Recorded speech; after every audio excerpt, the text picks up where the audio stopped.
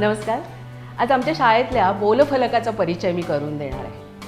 आमच्या शाळेतल्या प्राथमिक विभागातल्या प्रत्येक वर्गात बोलफलक हे आम्ही शैक्षणिक साधन म्हणून वापरतो. बोलफलक म्हणजे प्रत्येक विद्यार्थ्याची स्वतःची फेसबुक वॉल. वर्गात चालणाऱ्या घटकावर जेव्हा चर्चा होत असते तर मुलं त्याच्यावर विचार करतात आणि चित्र, शब्द या माध्यमातून त्यांची अभिव्यक्ती या बोलफलकावर व्यक्त होत असते. आपण कालच आभाळ माया ही कविता समजून घेतली.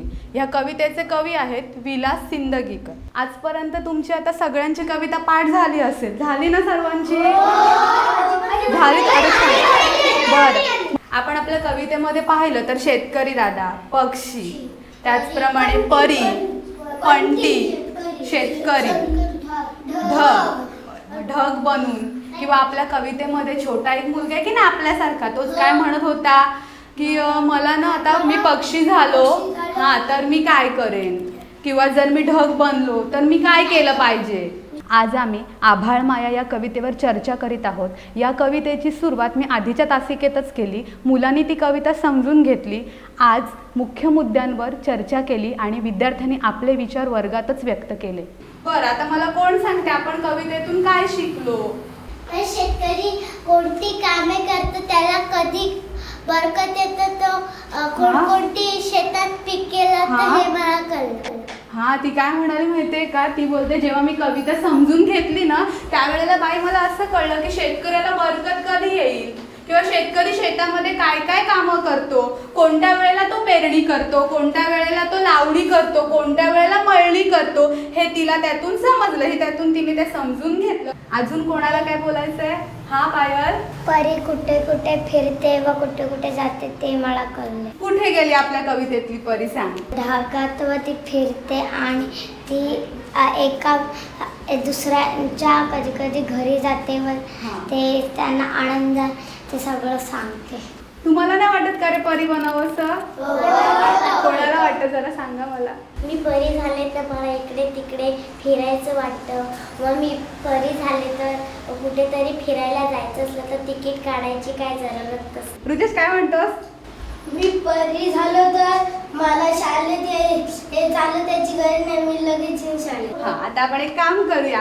जे तुमच्या मनामध्ये आहे की नाही ते आपण आता सगळं आपल्या बोल फलकांवर लिहूया. हा, चला प्रत्येकाने आपल्या आपल्या बोल फलकाजवळ जाऊन बसायचं.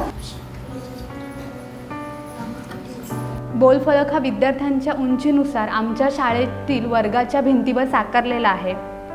प्रत्येक मुलामुलीला इथे जागा दिली जाते. जेव्हा आम्ही एखाद्या विषयावर चर्चा करतो त्यावेळेला तो विषय बोलफलकावर मांडण्यासाठी विद्यार्थ्यांना सखोल विचार करावा लागतो आणि वेगवेगळ्या माध्यमातून ते बोलफलकावर प्रकट होतात. उदाहरणार्थ काही जण स्वरचित कविता लेखन करतात, काही जण मुलाखतीसाठी प्रश्न तयार करतात, काही जण चित्राद्वारे प्रकट होतात, काही जण प्रसंगचित्र किंवा स्वतःच्या बाबतीमध्ये घडलेले जे अनुभव असतात ते अनुभव लेखन करतात. अशा प्रकारे वेगवेगळ्या माध्यमातून ते प्रकट होतात. शेतकऱ्याची कामे काय असतात? शेतकऱ्याची कामं बघ. सुरुवातीला शेतकरी काय करतो? पावसाची वाट बघतो की नाही, आणि मग पाऊस यायला लागला की तो काय करतो? शेतामध्ये नांगरतो. नांगरानंतर काय करतो? हा, पेरणी करतो. मग पेरणी एक झालं, नांगरणी झालं. आता पेरल्यानंतर काय होतं? हळूहळू भात वर येतं. मग त्याच्यानंतर तो काय करतो? लावणी करतो. मग तिसरं काम काय झालं आपलं?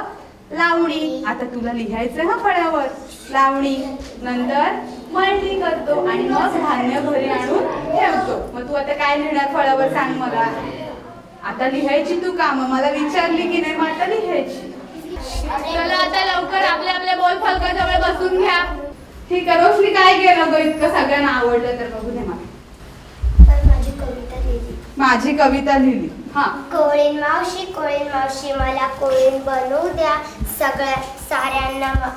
साऱ्यांना ताजे मासे देऊ द्या. छान. झाडा रे मला झाड बनवू दे.